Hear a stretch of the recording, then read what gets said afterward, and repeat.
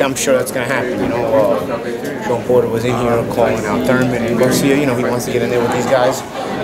These guys obviously want to get in there and with each other. Spence, I'm sure if he was here, would have been also among the ruckus. You know, these are the top welterweights in the world, and you know, he wants to fight. So we'll see how it plays out. What did you make of Garcia-Rios? I thought it was a good stoppage. You know, I didn't think I didn't have a problem with the stoppage. I thought Brandon was game. I thought Danny was winning, but I thought Brandon was game, and he wasn't. He wasn't making a fool out of himself or anything like that. Like, he belonged in there and he was game, but the stoppage, you know, he got hit with that shot. The stoppage had to be made. Okay, Sean got in the ring. What did you make of that confrontation? You know, Sean's just you know, being the guy that wants to get a fight, so he's doing what he has to do. You know, it's boxers do. They hold each other out, right? So I don't have a problem when I see fighters doing that. I think it happens all the time, and we'll see what happens. Who wins if they fight? It's a good fight. You know. Honestly, he was having a better night. He was executing certain things better. Sean is an overwhelming kind of guy.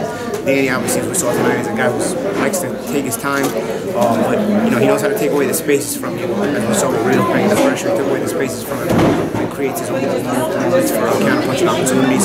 So, you know, it'll be a good fight. Based on what you saw from Danny tonight, did you see big improvements from the Thurman fight?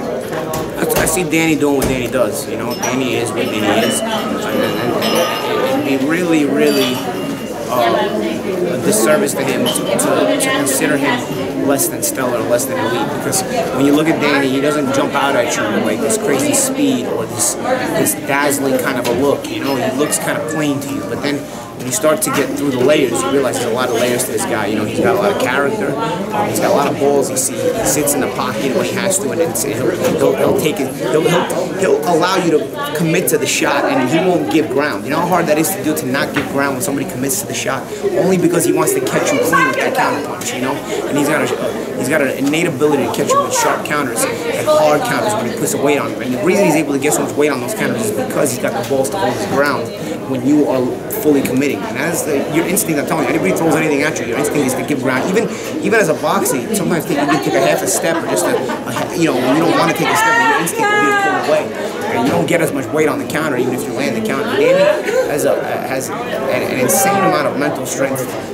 That's his best quality. He makes it work for him time and again. And he's knocked out guys with it. He's knocked out Morales with it. He's knocked out Khan with it. He knocked out Brandon Rios tonight. You know, he keeps you honest with it. You know, I thought he kept Thurman honest in the fight they've had because of things like that. You know, even though he lost the fight, he kept Thurman honest. You know, he's a good fighter. You know, and sometimes guys don't necessarily jump out at you, and you don't appreciate them. But you know, there's layers to the guy, and he's at a elite level for a reason. Paulie, why does Danny seem to struggle a little more than people are expecting him to in these kind of fights like Herrera and Rios now? I don't think he struggled tonight. I thought Brandon was game, but I don't think the fight was ever in jeopardy for Danny. I thought Danny was doing what he wanted to do. I thought Brandon was game and he was pushing the pace, but Danny was doing a very good job of taking away space from him when he ran out of room. He was picking up his feet and forcing Brandon to pick up his feet, and then when he shoots some sharp counters, and when he picked up his feet and Brandon wouldn't get out of position, he just smothered him. And the smother, what happens? It forces a break, and you're back in the middle of the ring, and Brandon has to start all over again, chase you down and corner you. So I thought he executed a fine game plan, and I thought he was doing well. I don't think he was struggling at all. I thought he was actually doing a good job of slowing down the tempo because Brandon wants to make you uncomfortable, and Brandon thrives off of making you and driving you crazy with that pressure, you know, and then that pressure, when it drives you crazy, you start to make mistakes and it'll get to your body and it'll hit you with those uppercuts and whatnot. But I thought Danny did a really good job. I thought Brandon did a good job of doing that, but I thought Danny did a good job of nullifying that as well. And he got sharper and sharper with the right hands, he got sharper and sharper with the counters. Herrera's a different style, however. Herrera's a boxer mover. You know, Danny's a little slow on his feet sometimes, so that kind of style I think will always trouble Danny. That's his style of making fights. And Rios has been stopped now in 2 out of his last 3 fights. Where does he go from there? I don't know. You know, I don't think he did himself a disservice tonight. But of course, I don't know if he can fight a top welterweight right now. You know, I think.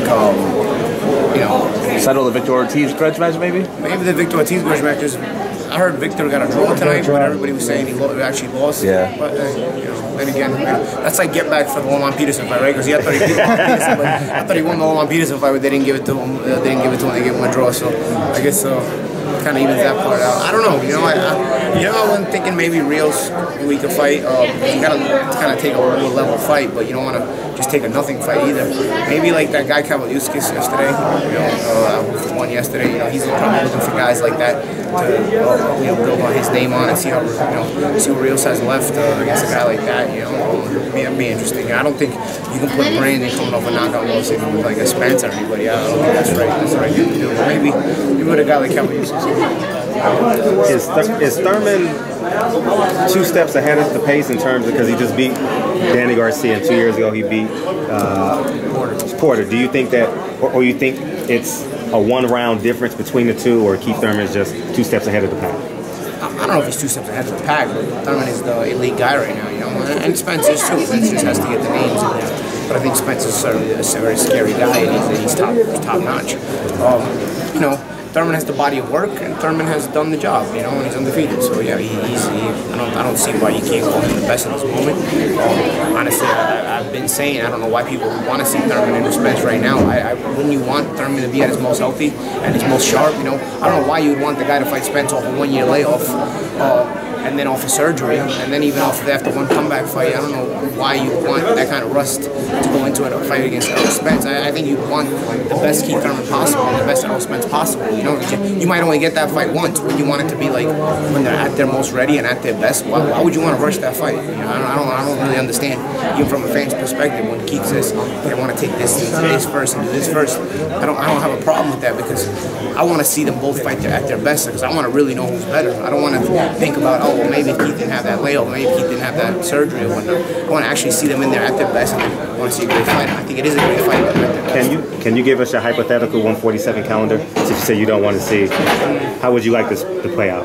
I like to see Thurman and Spence, but I don't think it happens until 2019. Would you like to see, should Danny Garcia fight Sean Porter next, or should they? It's obviously one of the positions that you can take. The welterweight division has a lot of options. So I think that's one of the many options you have. There's a lot of names out there. There's a lot of good fighters. I think you can mix and match the puzzle pieces. It'll be fun regardless.